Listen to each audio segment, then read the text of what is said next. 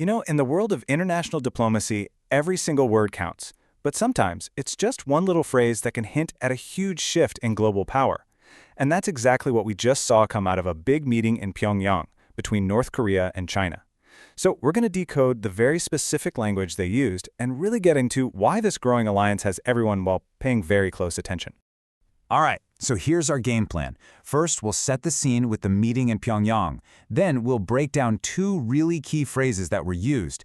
After that, we'll see how both countries are talking about their relationship. And finally, we'll connect the dots on why this alliance is such a big deal for the rest of the world. Okay, so first up, a meeting in Pyongyang.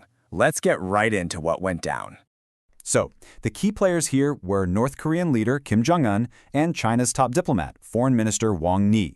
Now, on the surface, the meeting was all about deepening ties between these two, traditional allies. But the real story, the thing that got everyone talking, was the very specific and very powerful language that came out of their chat. And this right here, this is the headline. Kim Jong-un coming out and openly supporting China's vision for a multipolar world. Now, this is not just a diplomatic chit-chat, okay? This is a huge signal of strategic alignment. So that begs the question, what in the world does multipolar world even mean?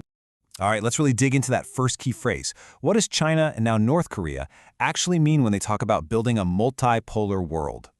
So, you've probably heard this term thrown around a lot lately, right? But I'm telling you, it's so much more than just a political buzzword. It's actually a direct challenge to how the world has basically worked for the last several decades. Okay, so think of it like this.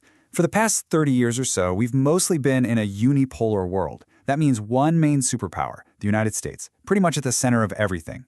But this multipolar idea, which China and Russia are really pushing, imagines a world with multiple centers of power. A world where countries like China, Russia, the US, and maybe the EU are all major players on a more or less equal footing. It's a fundamental challenge to that idea of a single dominant global leader. And that is exactly why Kim Jong-un's support is such a big deal. Seriously, this isn't just a friendly pat on the back. It's Pyongyang publicly signing on to Beijing's entire grand strategy, a strategy to change the current world order and build a new one.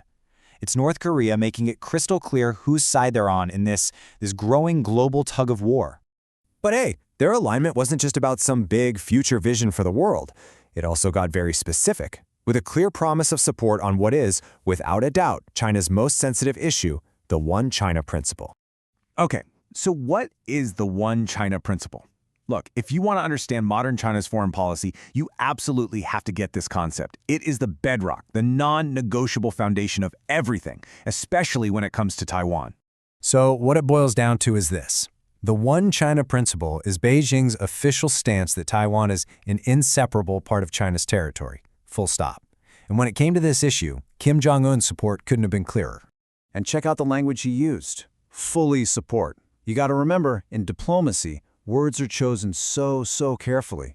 And fully support, well, that leaves zero room for interpretation. It's a loud and clear declaration of solidarity with Beijing on its #1 most sensitive territorial issue.